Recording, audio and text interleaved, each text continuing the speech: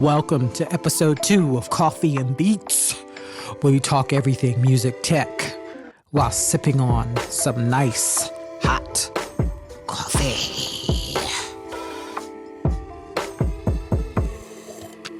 I love coffee. I guess we've already determined that from our last podcast, but, that's my thing. That's what I like. But I'm glad you tuned in today. Hope you are all doing well.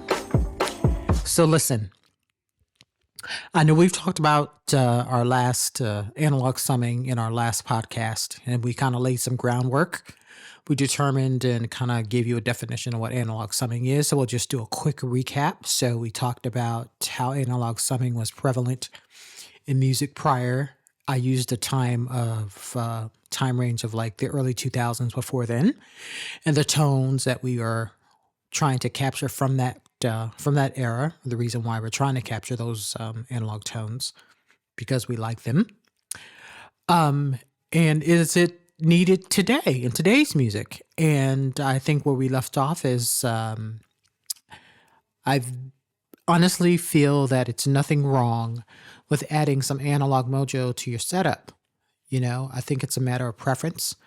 I don't like to tell people what to do. I like to be able to give you some options and some things for you to consider. And then, just like the Lord does, you choose your tool of choice for recording. But I must say that sonically, it is a difference between the digital and analog. Again, there's a massive amount of plugins available on the market to kind of emulate a lot of those analog consoles, which is the sound, which is what we're trying to do with analog summing. And there's a lot of analog hardware and mixers and summing mixers that are kind of in an affordable price range to kind of get you in that ballpark. So why did I choose gospel music? I chose gospel music simply because a lot of the clients that I work with, I'm doing a lot of independent, recording a lot of independent artists. They're doing gospel projects. They're doing worship projects. And what I'm noticing is, I know with a lot of CCM music is super, super clean and clear. But I know a lot of those Nashville based producers that they use a lot of hardware going in. They're running those, they got their drums mic'd up, running through Neve mic pre's and Neve EQs and compressors and stuff. So they're able to get a really, really good, clear, solid sound at the source before they print, even if they are mixing and doing everything in the box afterwards. So sometimes in gospel music, we don't do that. We're just basically, we get us a mic, a drum mic kit, and we're miking it up to our audio interface, and we're printing that way. So you're going straight, the conversion is happening through your interface.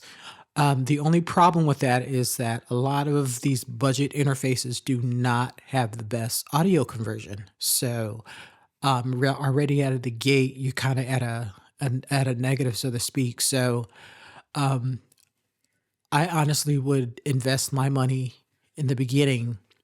I would invest my money in getting the best possible converters that you can get. It makes a difference between night and day, between you sounding like you got something covered over your speakers to you being able to hear clarity, pristine audio coming from your monitor source. And it makes a difference because it helps you make better mixing decisions when you can hear it. If you can't hear it, you're going to be EQing the heck out of something. And then when you finish EQing it, you go to play it somewhere, you're going to be like, whoa, what happened? So everything starts with the converter. Think about it this way.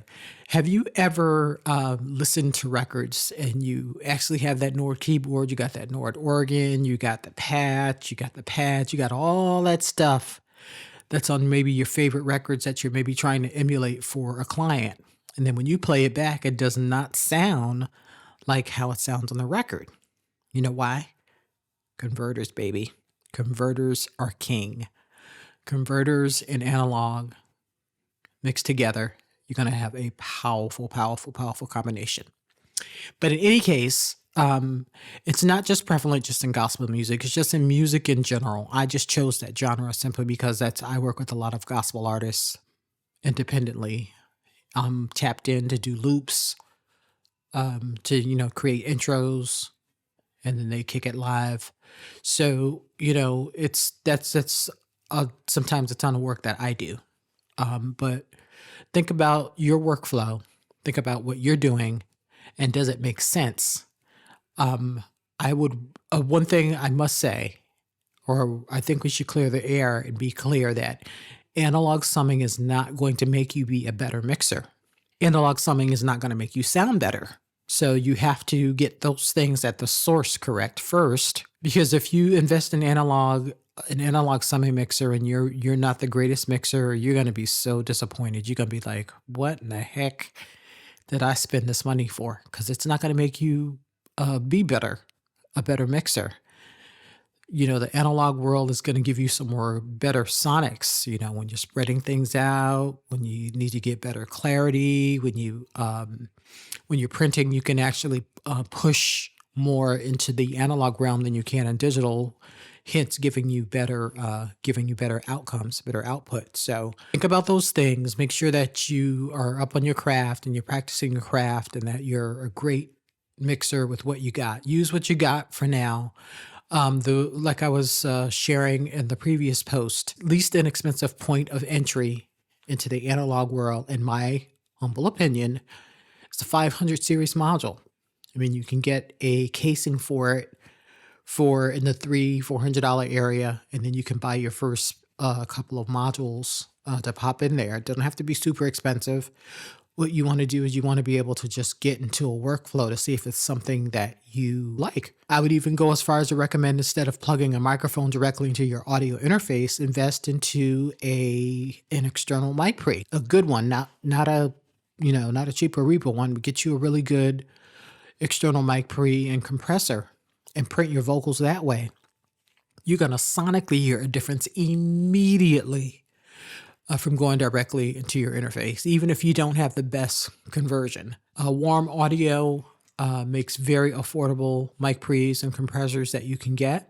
I would recommend you check that out. And also, you don't have to buy everything brand new. I know Musician's Friend has a huge used inventory that you might be able to find something at an affordable price for you to check out. They also have a lot of dangerous legacy summing mixers that you can actually try out. And the great thing about Musician's Friends is that they're actually closely related sister company of Guitar Center. So if you get it, something's wrong with it, or you find out you just absolutely don't like it, or it's not working for you, you can actually return it back to a local music store. But I would recommend, before you invest a whole lot of money, make sure your front end is tight first. Make sure you got the best audio interface that you can get with the best converters, so that your input, your analog to digital and your digital to analog conversion is super, super great. Because what happens is, if that's not good, going into a box is not going to help you. So make sure your signals are great at the source. Make sure you record clear, very, very clear, pristine audio, as clear as you can get it, because it's going to help you in the mixing, and it's going to help your mixing engineer. Lots of times your mixing engineer already has a lot of those analog gear, so that you don't necessarily have to do all of the work, but someone who has an ear for engineering and knows how to make your music sound better, which is part of the job of the engineer, the mixing engineer, they can help you get your music to a good place. So listen, just don't take my word for it. Do your research. Listen to some old gospel records, or old records. Doesn't have to be gospel, but just listen to older records back from pre-2000 and just sonically do a compare and see for yourself if that lines up. Lots of time when you run those drum machines through outboard gear, your kicks and snares and stuff are going to sound so much better. Especially if you're running like loops, it's going to sound so good running through the analog mojo. So just something to consider, something to think about. Our next podcast, we're going to actually do a live stream. So hope you all stay tuned for that. And let me know if that's something that you all are interested in. I have a good friend of mine who's going to come on and give us some words of wisdom and some advice. Somebody who's been doing this for a very, very, very long time, and help us out here in the audio community. So thanks for listening. Thanks for tuning in. And stay tuned for the live stream. Stay up.